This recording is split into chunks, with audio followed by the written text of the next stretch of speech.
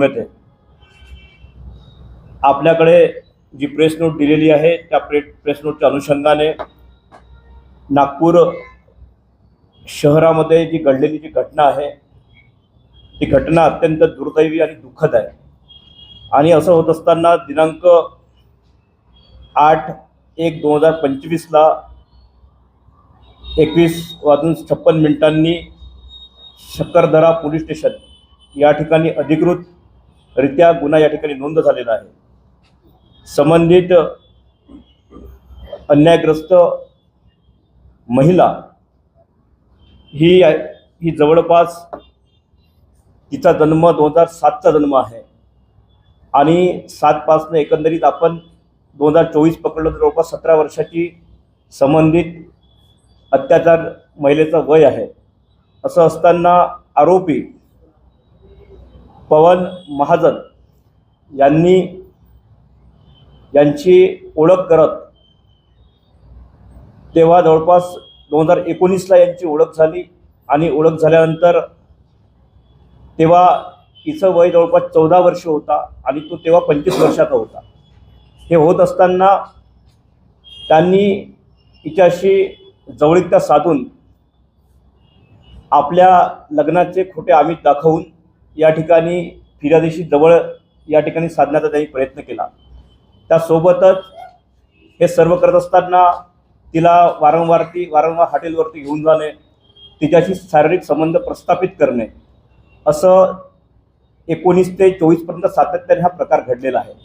त्या दरम्यान जवळपास सदर महिलेचे जवळपास 4 वेळा गर्भपात झालेले आहेत। तुमच्या नागपूर येथीलच हॉस्पिटलमध्ये अनाधिकृतरित्या गर्भपात झालेले आहेत। त्यासोबतच संबंधित महिला ही 17 वर्षाची असल्यामुळे ज्या ठिकाणी ते हॉटेल्समध्ये पण ते लोक गेले, अल्पवयीन आहे, हॉटेल्समध्ये सुद्धा त्या लोकांनी गेलेले आहेत। आणि या ठिकाणी जवळपास त्यांनी पहिली तक्रार त्यांनी 3/1/2024 त्यांनी त्याच पोलीस स्टेशनमध्ये तक्रार दिली होती।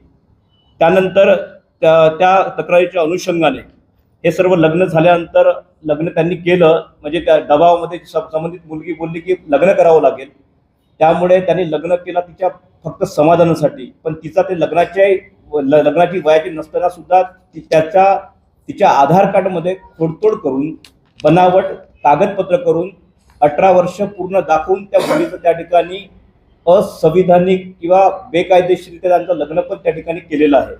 आणि हे असं असताना लग्न झाल्यानंतर संबंधित पुन्हा म्हणजे अल्पवयीन मुलीचा पुन्हा गर्भपात त्याच हॉस्पिटलला पुनश्च करण्यात आला।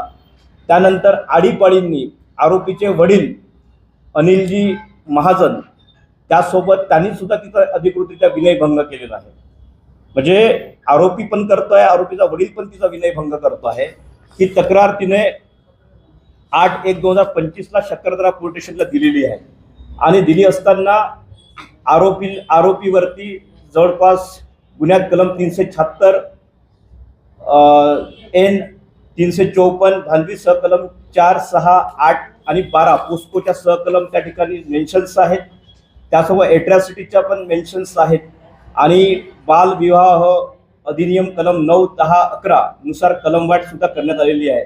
पण एट्रॉसिटीच्या ज्या क्लॉजेस लावायला पाहिजे ते अधिकृतरित्या लावले गेलेले नाही। आरोपी कसा वाचेल हे केवळ मात्र संबंधित पोलीस निरीक्षकांनी पैशाच्या